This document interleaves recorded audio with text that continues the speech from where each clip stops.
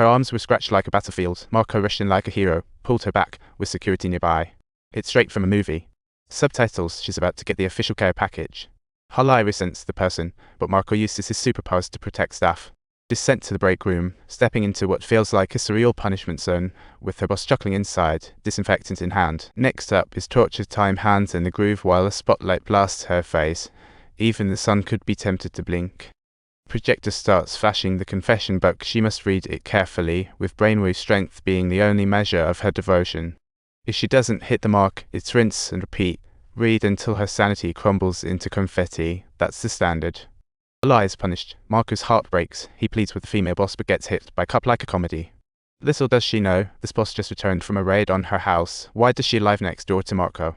Talk about end with a separator implanted in her head. Her memory is split in two. Her outside self can't remember any of the company gossip.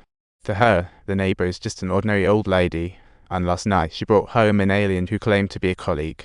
She intended to get company gossip from her, as she's the only one claiming to remove a separator. But during the meeting, the lady seemed spacey, no useful info to dig out, made her want to roll her eyes. The next day, Marco goes to work, leaving her alone in the basement. As soon as he leaves, the boss enters. Every room is searched. She even checks out the basement, but the old lady must have seen the future hiding in the corner like a ninja. Catching the boss on the phone, she bolts out of Marco's place like lightning. There's no staying here anymore. If discovered by the company, she's doomed. Marco, off work, notices his partner's gone and starts searching. On his way, he runs into a police car zooming by. Instinctively, she's trailing it like it's her new mission. Finally, at the gas station, she spots her partner, but in her sorry state, she collapses again, earning the nickname Miss Unconscious. Everything lately gives her chills. Realizing she's deep in a conspiracy, she holds her head, lost. Just then, a phone rings. It's the partner's forgotten phone. Could it be her number, keeping things mysterious? Pull 1,000 hairs daily. If the outer self loses memory, she'll quit in a week. A brilliant idea. Makes sense, but compared to hair, she'd rather lose 4 fingers. Talk about questionable logic. Do I look like him having a bad hair day? Unexpectedly, the boss agrees with enthusiasm, sitting in front of the camera like a true drama queen. She's still on guard, but the entire recording goes surprisingly smoothly, turning her into a pro actor on set. Can she finally quit this? I never say I'm sorry. What exactly is going on here? Am I barred from quitting?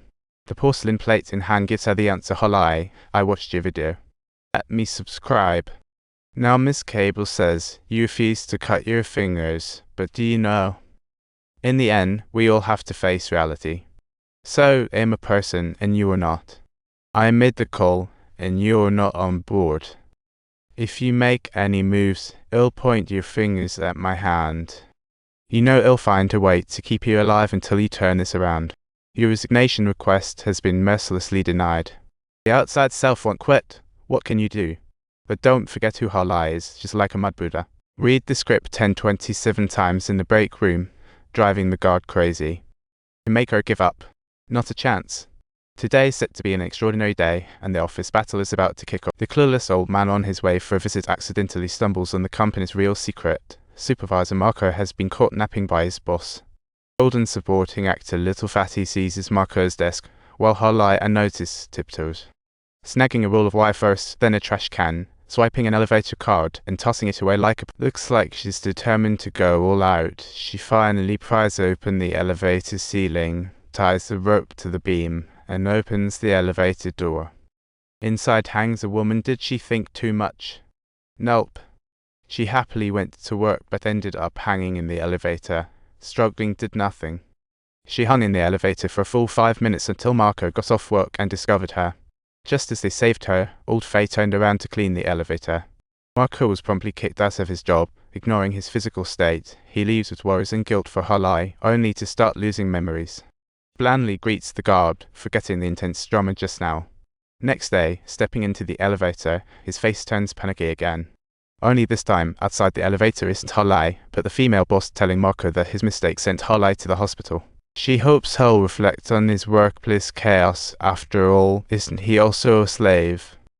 After a few days of downtime, the returning Harlai still has her head stuck in hanging mode.